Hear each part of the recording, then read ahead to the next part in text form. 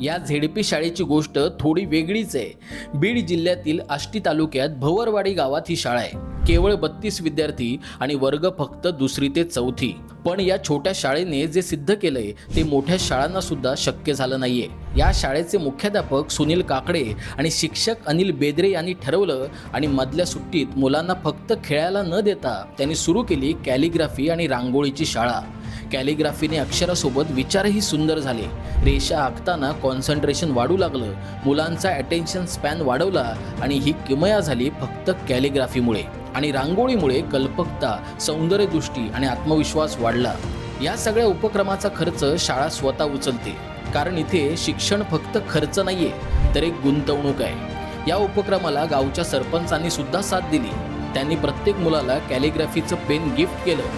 शाळेची पटसंख्या जरी कमी असली तरी ही 32 मुलं आणि ही शाळा आज भारतासाठी प्रेरणा ठरते। त्यामुळे या मराठमोळ्या शाळेचा व्हिडिओ नक्की व्हायरल करा आणि अशा युनिक व्हिडिओसाठी संवाद सेतूला फॉलो सुद्धा करा।